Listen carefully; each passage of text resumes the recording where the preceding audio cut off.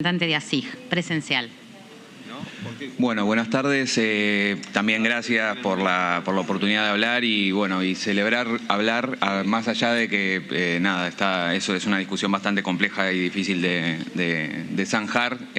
Tememos que más allá de las buenas razones o de las malas razones, haya fuerza que defina esta discusión en un sentido bastante divergente a los datos y bastante divergente a la evidencia que debería llevar a determinadas decisiones.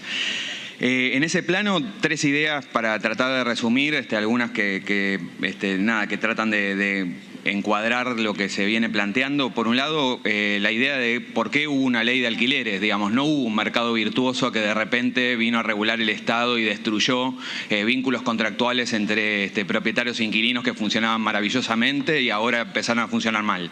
La ley de alquileres fue una respuesta a una necesidad que estaba planteada tanto desde el sector inmobiliario en algunos casos como del sector inquilino sobre todo, y de hecho vino a introducir, por ejemplo, índices de aumento en el contexto de la prohibición de indexación que estaba rigiendo hasta ese momento y que generaba una incertidumbre tanto para propietarios como para inquilinos que la ley vino a responder. Entonces no estamos hablando de una regulación en el marco de un mercado que funcionaba y que fue destruido, sino todo lo contrario, estamos hablando de una ley que vino a dar una respuesta largamente postergada porque hacía mucho tiempo que se venía demandando alguna regulación de este tipo.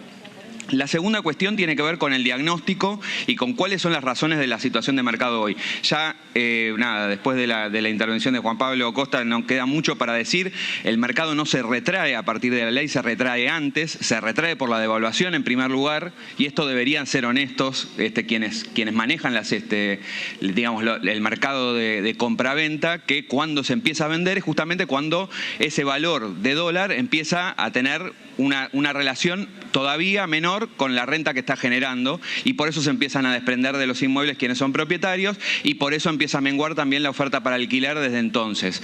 Esto se profundiza en la pandemia y no hay razones suficientes como para entender que hay modificaciones que se van a introducir a la ley como las que fueron planteadas que van a revertir esta situación. ¿Por qué se revertiría una situación que la ley no generó? Esto está demostrado, digamos, no es un problema de opinión. ¿Y por qué las modificaciones que se plantearon generarían incentivos suficientes para el mercado para volver? Y sobre todo, ¿por qué ese incentivo lo tiene que pagar la parte más débil de la relación contractual, que son inquilinos e inquilinas? Y este es el punto fundamental en el que me quiero detener. Acá estamos en una situación que además de las razones de mercado también se conjuga con una omisión estatal muy importante en términos de la generación de alternativas habitacionales que exceden a esta ley. Esta ley no soluciona ni en la mejor aplicación posible el déficit habitacional que estamos padeciendo, y tiene que ver con la generación de un conjunto de soluciones habitacionales alternativas, pero también con mecanismos de regulación de la aplicación de esta ley que fueron absolutamente inexistentes. Esta ley dependió exclusivamente de la voluntad de aplicación de quienes resistieron a la ley, que son inmobiliarias y propietarios, que son una parte en la relación que necesariamente tiene un poder desigual respecto a la otra parte que depende de ese inmueble para vivir, no para generar una renta. Entonces estamos hablando, en definitiva, de una tensión entre dos intereses, entre dos necesidades, entre dos derechos, en definitiva, que son el derecho a la renta y el derecho a vivir en un lugar con techo. Y en ese derecho tiene que venir a regular un tercero que es el Estado. Y no hay mucha vuelta a la cuestión. ¿A qué parte en esa tensión, en esta situación que evidentemente afecta a todos, que es la situación de inflación, que es la situación contextual, etcétera, etcétera, viene a intervenir el Estado?